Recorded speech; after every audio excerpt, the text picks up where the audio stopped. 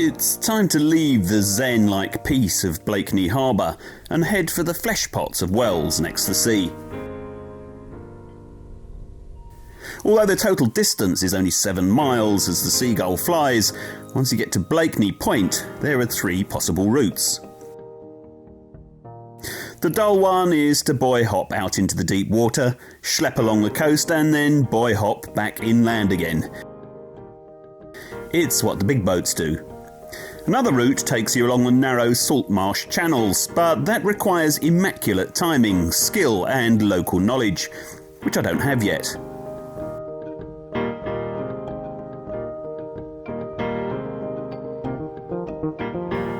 The third route is an unmarked channel that, in its early phases, is little more than a series of interlinked, almost invisible elongated dips that allow you to miss the bumps and lumps of the mighty Wells Bar and cut off the corner.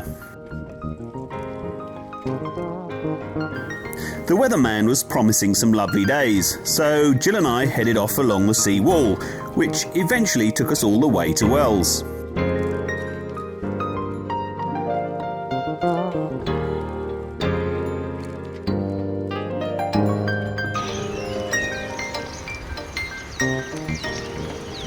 We dumped the bikes and then walked across the sand to take our first look at the bar.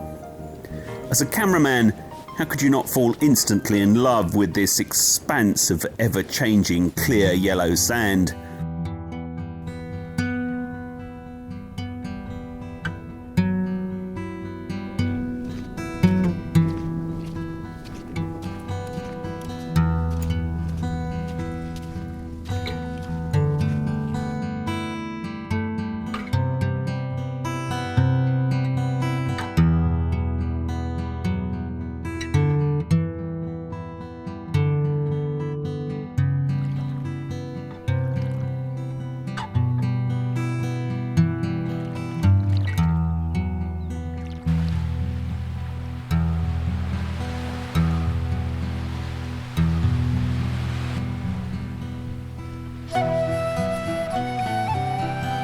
The North Sea is constantly rearranging the geography, casually and gently shifting uncounted tons of sand over a single tide.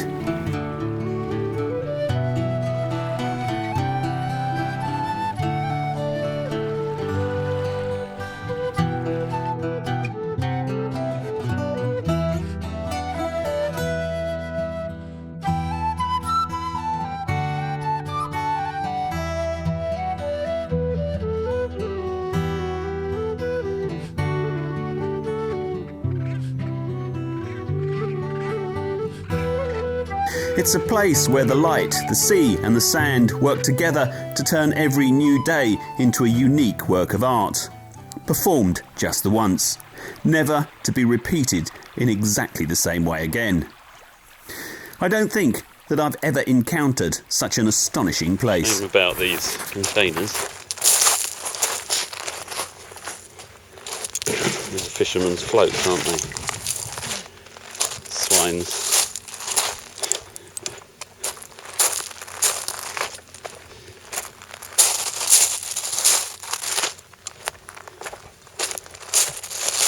The coast along here is advancing slowly seawards. Northerly winds at low tide pick up the sand and hurl it shorewards, where it builds into sand dunes, which soon get covered in vegetation and eventually acquire toupees of trees. It's a favourite camping and barbecue spot where the local teenagers go to drink cheap cider and lose their virginity.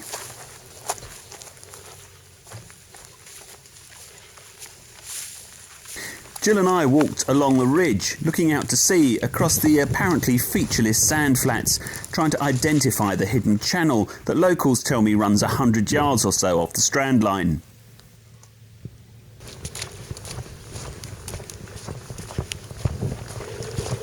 So while Jill walked back along the shingle looking for shells and feathers, I took the GPS out across the sand, trying to make a track following the low spots. All the while thoroughly confusing the dog as she tried to keep both of us in sight. Now I know I've hit a low spot because the water's flowing here. There is a slightly faster one over to the right, but I'm going to stick with this one for the time being.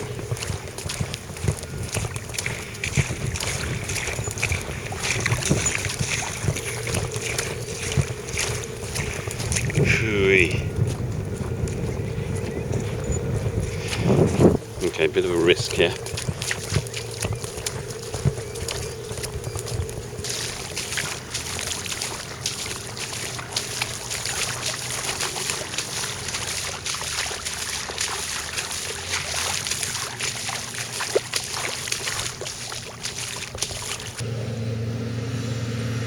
And this is where it rejoins the channel.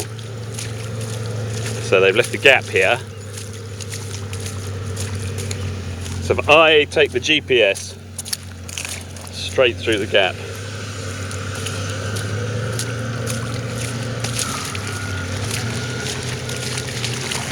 Eventually I started to pick up small flows of water from the last of the tide, and they brought me back to the main Wells Channel, where the resident harbour excavator was engaged in the relentless and ultimately fruitless task of moving sand, which the North Sea would soon move back again. But I had my track from Blakeney to Wells. All I had to do was to hope that the low spots would still be there when I returned the following week to travel the same route in the boat.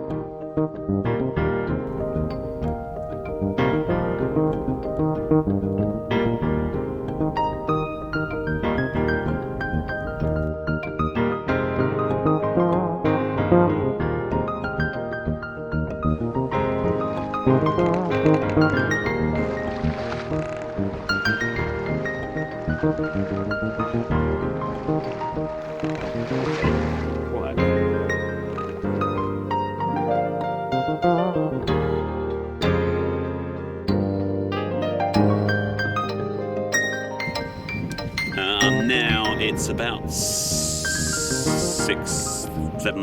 it's about 7:30 in the morning, and I'm just re-tracking.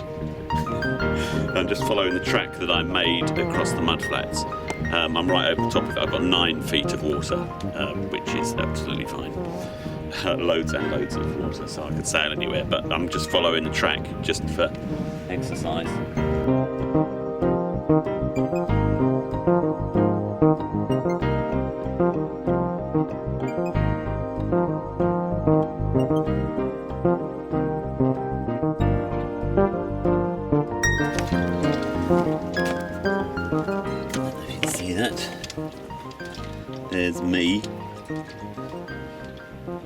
There's me, and there's my track.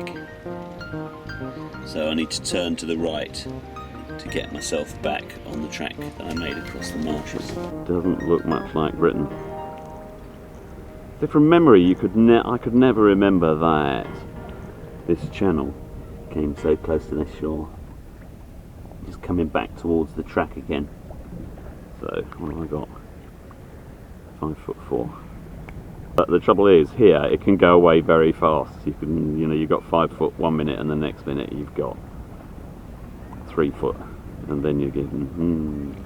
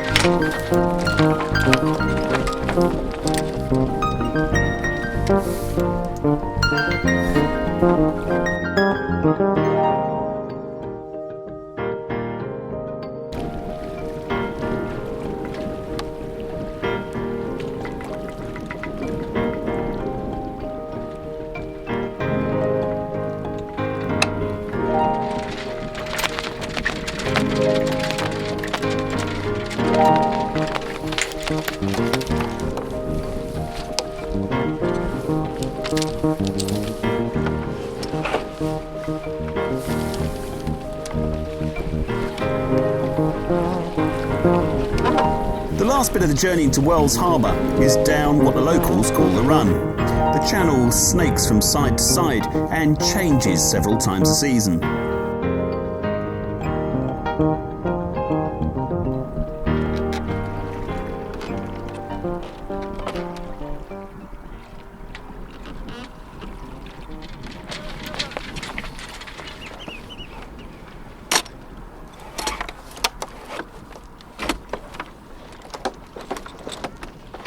Isn't it a beautiful day?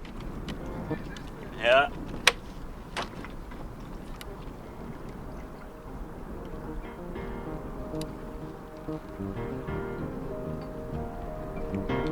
You soon learn that Wells is bubbling with interesting activity. Not just us pleasure sailors, but there's a decent fishing fleet. And it's now a major hub for the wind farm support vessels.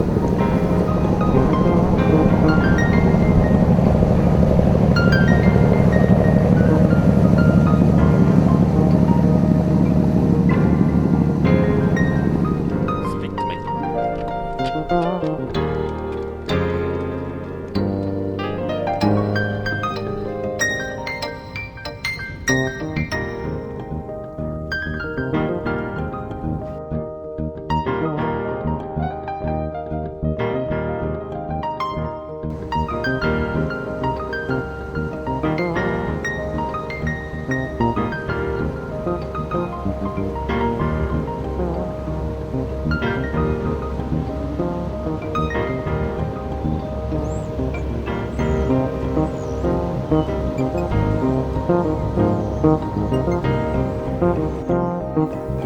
It also has a really great group of blokes who run the harbour.